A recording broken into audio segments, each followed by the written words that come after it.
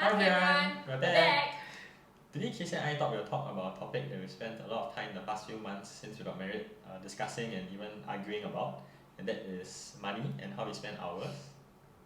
We think it's something that's relevant to our generation who probably have just started working, and through this video we hope to share that managing and investing money by yourself is not difficult and is something that we encourage everyone to try. So we'll be talking about how much we make a month and how we allocate it. We'll be talking about insurance, how we reduce our expenditure, and how we invest our money. All views are ours and we are sponsored by ourselves. Yeah. So the main reason we're comfortable disclosing our monthly salary is that every year, MOE releases a graduate employment survey that breaks down income after graduation by undergrad degree. This is available online, and the latest survey was done in 2020. So this is the survey of NUS undergrads. If we zoom into the medicine row, it's actually for graduates after their first year of training, which is where Josh and I are at now since we completed our housemanship in April this year. We can see that the median monthly income is reported as 5.25k, and that's actually pretty close to the correct figure for us, which is 5.2k. But it doesn't include call and other overtime pay. Everyone in the batch makes about the same amount, with the only variable being call pay. So here's my payslip for June. As you can see, the basic salary is 4.7k with 500 allowance. I worked on a few public holidays and received backdated call pay from calls I previously did. So in total, I earned about 6.1k with 1.2 going to CPF. And this is my payslip for the month of June. I only received the base MO pay of 5.2k because my call claims were still pending, and with 1k going to CPF. This is how much we're paid for calls in the second column. Most MOs do around 3 to 6 calls per month, depending on department manpower. So for this video, we'll assume an average of 5.8k per person, with about $200 from dividends from stocks and bonds per month, making it 11.8k per month that we make as a couple.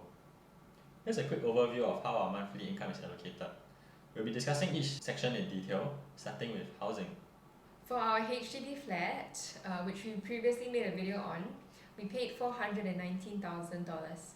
After agreeing on the price with the seller, we had to choose between getting a housing loan from a HDB or from a bank. We chose to go with DBS's 5-year 1.5% fixed rate with a 25-year tenure. The main reason we chose a bank loan over HDB loan is the interest rate. HDB interest is fixed at 2.6%, whereas due to low inflation, bank loans are currently about 1% less than that. Banks generally offer two types of housing loans, fixed or floating. Fixed means that the interest is constant for a set period, which in our case is 5 years. Floating means the interest may vary depending on the ongoing inflation rates. We chose the 5-year fix because 1.5% was a good rate to us and we wanted to lock it in for the next 5 years. We chose DBS because it allowed us to refinance our housing loan after 2 years, meaning that after 2 years we can renegotiate the terms of our loan with DBS, and it also allows capital repayment anytime, meaning that we can pay off the original amount anytime that we want, and thus reduce the overall interest that we have to pay. The downside to a bank loan is that it only covers 75% of the HDB flat cost, whereas the HDB loan covers 90%. So for our house, we had to come up with $105,000. Fortunately, we received 70k from the government grants, 50,000 as first-timer Singaporeans, and 20,000 for staying within 4 km of our parents. We had enough to pay for the 35k in cash after having started work before we bought the place. So this means that our housing loan with DBS is 314k, and it works out to a monthly payment of $1,255 per month. We pay for this with cash instead of CPF because we view CPF as a safe investment that adds stability to our overall portfolio.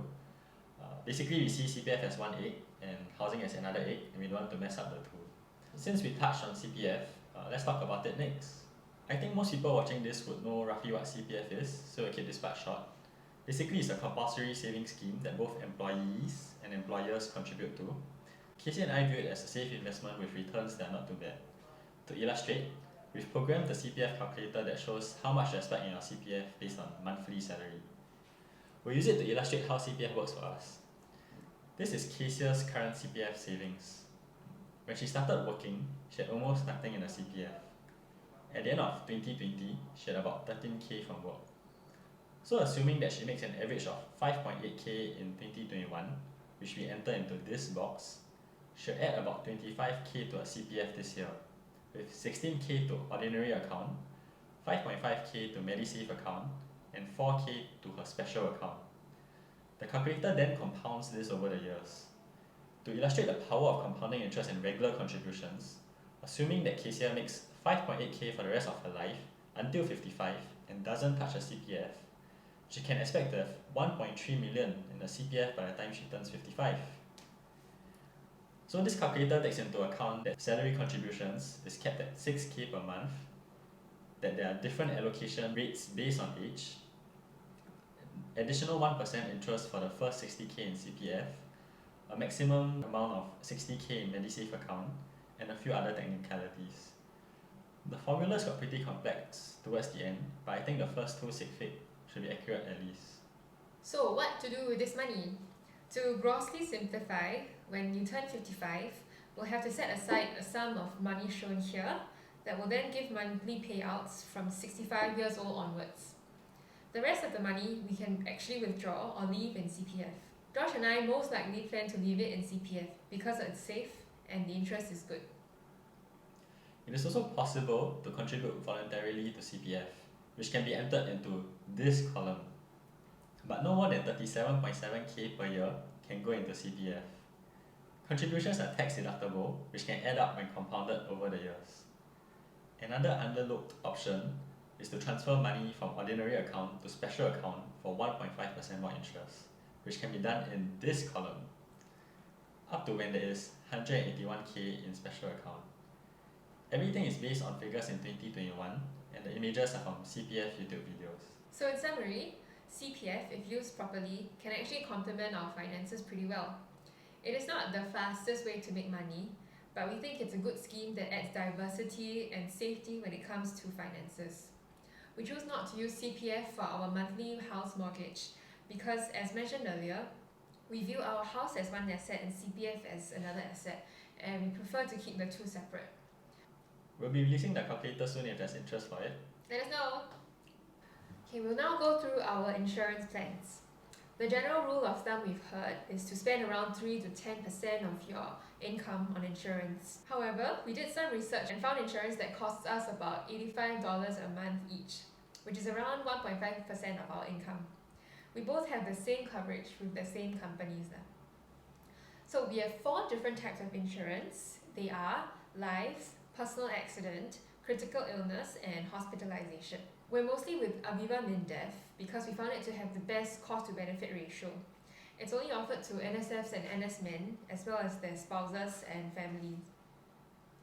So because we're married, I was able to hitch onto Josh's Aviva MinDef plan. So let me talk about life insurance. This is the insurance that kicks in if you die or you have total permanent disability in the form of a lump sum payment. We opted for term life insurance with Aviva MinDef, and we are paying $400 per year for a coverage of $800,000, which we found to be among the best when compared with other term life insurances offered by other companies. Next, personal accident refers to a lump sum payment made to you in the event of an accident. The insurance company gives different weightage to different kinds of events. So for example, an accident injuring your master hand would be worth more than injuring your other hand. They also include things such as loss of vision and death. This is important in case one of us sustains an injury that isn't lethal. As for critical illness, we are covered with 2 different types of critical illness insurance, both of which are with Aviva MinDef. One is known as Living Care, which is a predefined list of 37 illnesses that are pretty much standardized across insurance companies. They include the big 3 that are major cancers, stroke, and heart attack. We're going to zoom in on the definitions a bit because it plays an important role in our second critical illness insurance. The definitions are pretty strict, as you can see in this definitions list. In order to be able to claim for major cancer, you need to have an established diagnosis of cancerous growth. Anything that looks like it's on the way there, like precancerous growth or cancer cells that haven't yet burst out of their normal boundaries, is not counted. Similarly for heart attack, you need proof that there is permanent damage to your heart muscle. And likewise for stroke, it must be shown that there is permanent deficit for it to count. So the definitions for living care basically describe what happens late in a disease, but there are many changes that can occur before getting to that stage. That's where our second critical illness insurance called Living Care Plus comes in. This covers us with a list of 10 early stage diseases whose definitions are again standardized across Singapore. For example, just now we talked about the definition of major cancer. This second critical illness insurance covers us for what happens before it has progressed to that stage. So for example, the carcinomas in situ, i.e. cancer cells that have not yet invaded through the boundaries of the original tissue. Another example is that it covers heart artery disease, which may be a precursor for full-blown heart attack. So we bought this second policy because we want to be covered from early on, and not just when our health has been significantly affected. These two policies give a lump sum payment when you're diagnosed with either early or late critical illnesses. Lastly is hospitalization insurance. We got this image from Great Eastern website. It shows the general tiers of increasing financial coverage for hospitalization fees. We also have coverage from MOHH, but that coverage isn't that comprehensive, which is why we bought our own on top of it. We chose the package that offers public hospital class A. However, for this insurance, we need to pay for the first 3.5k and 10% of the total hospital bill. To reduce this, we added on a rider that reduces the co-payment to 3k or 5%, whichever is higher. It's common for people our age to hear about whole life insurance. How it differs from term life insurance is that basically, whole life insurance combines insurance and investment into a single package, which the investment company does on your behalf. So you pay a lot more per month, but it provides insurance and is meant to give returns decades later. The issue that we have with it is that returns aren't guaranteed and that they charge high management fees. And we think that oftentimes, investing the money yourself will give better returns for minimal effort. We personally don't buy whole life insurance. We would caution our friends to consider carefully before signing any whole life insurance package, because oftentimes you're locked in for a good few years. If you withdraw early, you'll make quite significant losses on your whole life insurance policy. And now we talk about spending. Together, we spend about 2.4k a month on things like food, transport, giving back to our parents, leisure, and bills. We'll divide this into essentials and non-essentials. For essentials, we pay $155 per month for utilities and conservancy fee. We also give to our parents and church an amount which we won't disclose. To us, everything else is then non-essential and considered fair game. We'd like to share some tips to reduce expenditure. Firstly, it's really easy to overspend on food because of advertising and the endorphins that come with eating. There are some things we do to try and counter this. We agreed that our baseline is to either eat 菜饭 or cook. Any meal other than that is a treat and should not be regular. Next, we don't buy bubble tea or expensive coffee from cafes. We are not coffee appreciators, and to us there is no need to spend $5 on sugar when something similar can be made at home or bought at kopitiam for much less. Finally, we also share Buffer with some friends, which for $60 per year has saved our friends and us $5,500 combined so far. For transport, we are fortunate that MOH offers free Grab rides if we reach work before 6:30, which we often do anyway. Getting around, we use public transport as much as possible, which is also possible because we stay near Buona MRT. For entertainment, we try and buy things that are sustainable. We buy board games because they last a long time. For example, we recently bought board games for $50, which may sound like a lot, but they will last us for many years and we'll be able to play and spend many hours on them with our friends. So the price per hour of utility is much less than a phone game or a computer game that charges every month. Same thing goes for subscribing to online streaming. We do it to spend less on movies. For exercise, we both don't mind walking and running, doing static, which helps us save on gym memberships and exercise classes. Finally, we also set some rules for other discretionary spending. One of them is to have a 1 month cool down period for things that we want. For example, I really wanted a new iMac 24-inch when it first came out. I sat on the top for 1 month and then visited the division to see if it was something that I really wanted. And thus, no iMac. We also pay our credit card bills on time because the interest rate on these are high, and choose to simplify life by only having one credit card rather than many credit cards for different purposes. We feel that it encourages unnecessary spending. Now let's talk about how we spend the biggest chunk of our money. I came across this article in The Economist many years ago, which is titled, "Are you a stock or a bond?" It describes two people. One works as a senior civil servant with a safe and stable job, The other is an investment banker who earns on commission and how his stock portfolio does. We then ask the question, how should these two people invest their money? By virtue of their occupations, the investment banker is inclined to invest in risky assets that may have higher yield because that's what he knows best. Whereas a 9 to 5 senior civil servant is inclined to invest in safe assets like bonds because he is not a risk taker. However, the article advises that they should instead invest against their instincts. The investment banker should invest into safe assets because his job is already exposed to the stock market.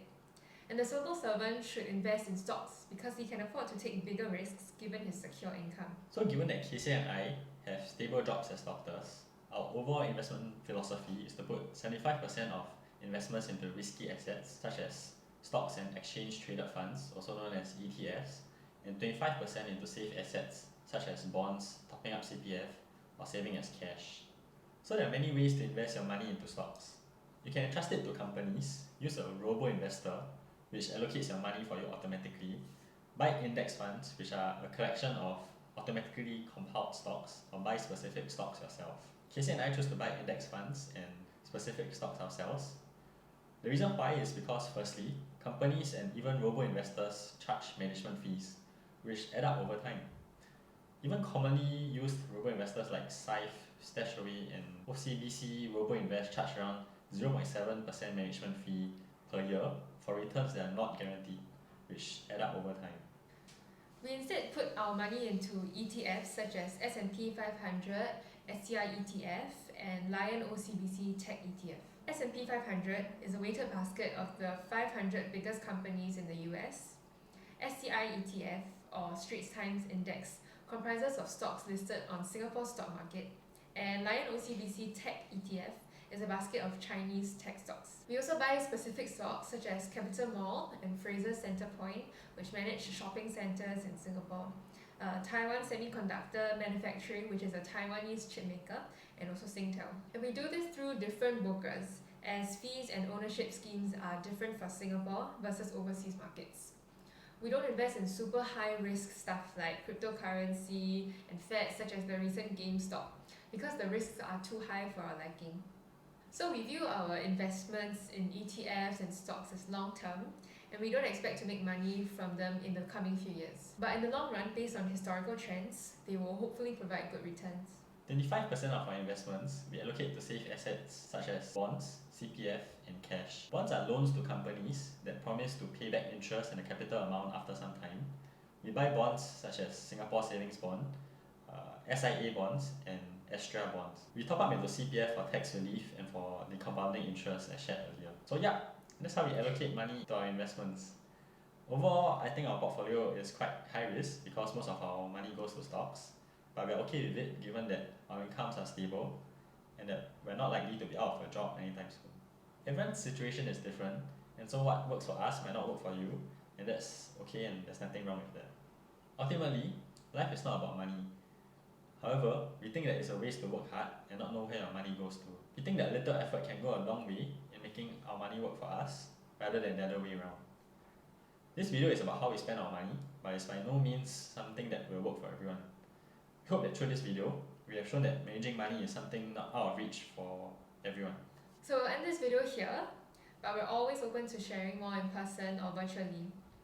We'll share as best as we know, and we won't direct you to financial advisors because we think it's better if you find an advisor yourself if you want to. Thanks for watching!